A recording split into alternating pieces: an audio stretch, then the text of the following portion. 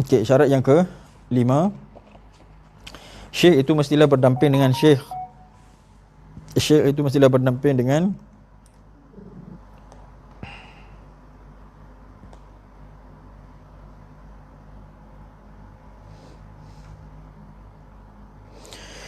syekh itu mestilah berdamping dengan syekhnya yang telah mendapat didikan dan asuhan dari syekhnya itu dalam masa yang lama secukupnya. Dalam masa yang lama itu adalah dalam masa yang secukupnya.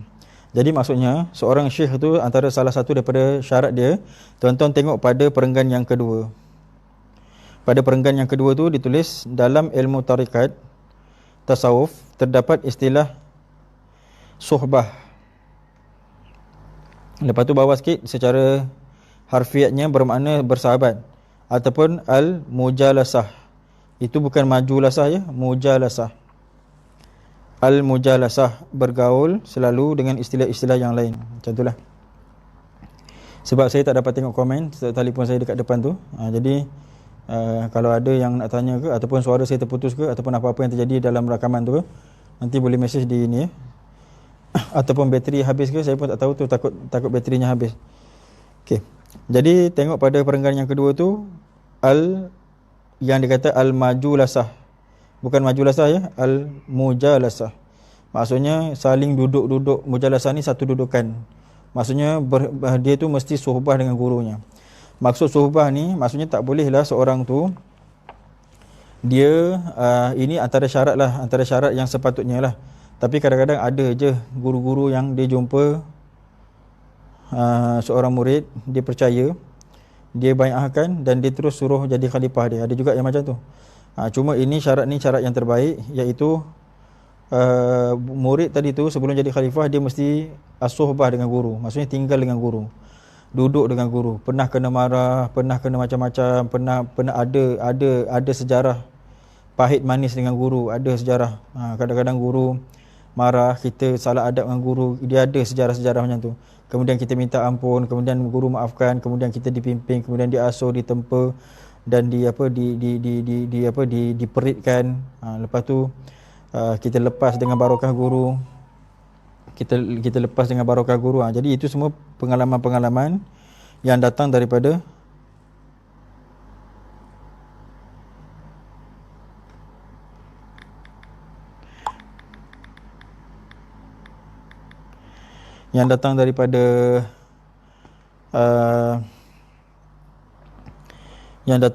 sohbah tu lah. Jadi sebab tu sohbah tu setengah daripada syarat yang penting.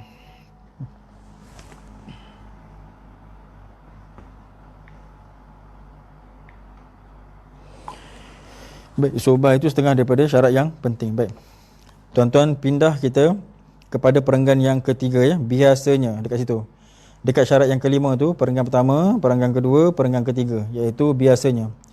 Biasanya seorang itu akan dapat mengikuti dan mewarisi berbagai-bagai sifat sahabat yang didampinginya. Jadi dikata biasanya seorang itu dapat mewarisi perangai seseorang yang didampinginya. Sebab itulah kalau ketika dalam bai'ah kan dikatakan kita qasadkan bahawa kita berhampir dengan Rasulullah. Kita qasadkan kita berada dengan Syekh Bahauddin, ataupun kita qasadkan kita hampir, kita bayangkan wajah guru. Kenapa kita qasadkan wajah guru? Sebab kita nak qasadkan kita hampir dengan dia.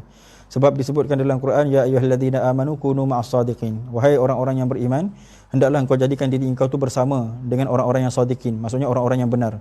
Bagi murid, gurulah orang yang benar. Bagi sahabat, Rasulullah lah orang yang benar. Jadi murid, gurulah orang yang benar. Guru itulah yang membawa kepada pahaman-pahaman sahabat, daripada situlah membawa kepada pahaman Nabi SAW.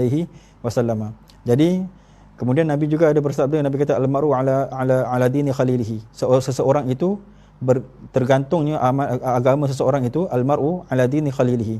Dia itu, seseorang itu tergantung agama dia atas agama kawan dia. Maksudnya, kalaulah agama kawan dia tu baik, orangnya wara', orangnya zuhud, orangnya begini, jadi mesti kita pun akan terikut. Kalaulah kita tinggal dengan seorang kawan, dia tu seorang yang memang disiplin itu detail, bukan detail, disiplin itu sensitif lah. Bangun tidur mesti nak kena lipat terus, tak boleh. Tak boleh pergi mandi pakai baju lepas tu agak-agak nak lipat ke tak boleh. Bangun tidur lipat dulu. Bangun tidur lipat dulu, kemas-kemas baru selesai, baru pergi gosok gigi, baru pergi mandi apa semua. Jadi kita kalau dah tengok setiap hari macam tu, kita pun terikut. Jadi apa lagi kalau kita duduk dengan guru, kita nampak guru tu macam mana takut dia, macam mana sembahyang dia, macam mana doa dia, macam mana dia harap kepada, macam mana dia mengharap kepada Tuhan, macam mana dia minta kepada Tuhan. Sebab meminta kepada Tuhan, semua orang meminta, tetapi setiap orang meminta dengan perasaan yang berbeza-beza. Ada orang yang sangat takut, ada orang yang minta langsung tak rasa apa-apa. Jadi kalau kita duduk dengan orang yang memang takut, iaitu guru, memang takut kepada Allah, kita duduk dengan dia tu dalam tempoh yang lama, memang kita akan jadi macam dia. Sebab itulah dikatakan seorang syekh tu syarat dia mesti suhbah, barulah dia tu jadi macam guru dia. Guru dia ni dulu juga suhbah dengan guru dia. Guru dia dulu juga suhbah dengan guru dia sampai kepada Nabi. Sebab itulah sifat Nabi tu jatuh pada murid Nabi, daripada percakapannya, daripada pakaiannya, daripada takutnya, daripada zuhudnya, daripada beraninya, semuanya sama macam Nabi. Turun kepada murid dia pula, turun kepada murid dia pula, turun kepada murid dia pula, sampai turun kepada guru kita. Sebab tu kita nampak guru kita tu macam Nabi. Maksudnya ada sifat-sifat dia tu yang kita nampak ini memang sangat jaga tentang agama, zuhud, wara', apa segala cakap dia, segala pakai dia, macam mana cara dia doa, macam mana takut dia, apa yang dia cakap, apa yang dia ajak kepada kita. Dia ajak kepada kita supaya kita membanyakkan murid dia ke, ataupun dia ajak kepada kita supaya membanyakkan orang takut kepada Allah dan mengajak orang kepada mati. Jadi kita nampak perkara tu, Nabi mengajak orang kepada supaya menuju pada Allah ni, mari cepat-cepat kita mati. Macam itulah guru kita mengajak orang supaya menuju kepada mati. Jadi oleh kerana guru kita duduk dengan guru dia duduk dengan guru dia, dengan guru dia dapat sampai kepada Nabi. Jadi semua sifat tu sama je sampai kepada guru kita, dan kita pula duduk dengan guru kita. Jadi kita pun terpercik sifat tu. Jadi kita pun jadi takut macam guru kita, sebenarnya macam Nabi. Kita pun jadi warak macam guru kita, sebenarnya macam Nabi. Jadi kita pun berani macam guru kita, sebenarnya macam Nabi. Jadi semua sifat tu terwaris. Inilah yang nama dia silsilah. Silsilah ni, berantai-rantai ni, hasil daripada sohbah. Jadi sebab tu dia katakan antara syarat yang kelima, seseorang itu mesti sohbah. Okey. Cuba tuan-tuan tengok pada perenggan, pada muka surat 171 pada perenggan yang kedua. Para nabi sallallahu alaihi wasallam